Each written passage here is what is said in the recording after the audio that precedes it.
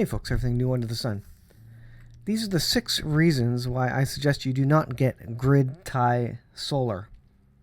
And there may be more reasons, but these were my 6 that I found, and I think they're important reasons. So number 1 is that you can save money simply by installing it yourself. There are thousands of dollars worth of labor in the cost of a solar panel installation, and many people, many hands, trucks, etc. are required to bring the components to your location. And so if you install it yourself, you save all that money and you get a little bit of exercise along the way.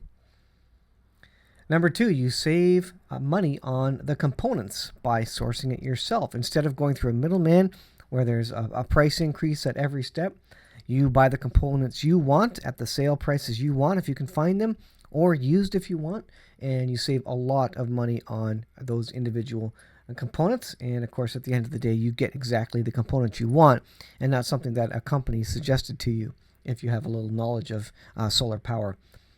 Number 3, you control the whole system.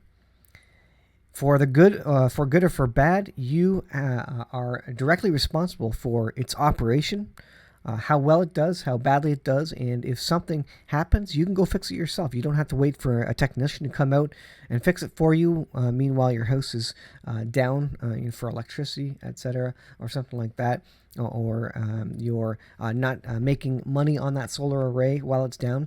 You get to control it immediately. The next one is that with a grid tie system, when the grid is down, due to safety issues, the solar array will be cut off as well. It will automatically stop working. It is not usable because it's going direct to the grid, and it's not going into your house. It's just going into the grid. And so when it automatically shuts down after a hurricane or natural disaster, you can't use any power from that solar array without significant hacking or tearing apart what is there existing, and even having some of your own components, especially batteries, for example, and having the know-how to do it. So in a grid down situation, you can't use it. The grid requires you to pay the power company a monthly amount to keep it going. So you make money with the power company. They pay you per kilowatt hour. However, they also charge you a monthly service charge, which is over and above usually or often what you're able to recoup with the money you're saving by pushing all that energy into the grid. So you still have that $20 or $30 service fee coming to you in an invoice for the power company. So if you want to completely disconnect it from the power company and not have any bills, then a grid tie is not what you want to do. Where I live, you can only zero out your bill, but not the monthly service costs, as I was mentioning. We have net metering, which means at the end of the month, end of the year, they will zero out your electricity usage bills. But again, you pay that monthly fee. And so far as I know locally, at least where I am, that service fee is not covered. So you do zero out and you do save lots of money on electricity you actually use, but not that service cost. So again, you can't zero out your bill, and that the kilowatt hours produced also do not roll over. If you don't use them all, I think they roll over for a year where I am, and after that you lose them. So it's not as if they're paying you for the kilowatt hours that you're producing more than you actually consume.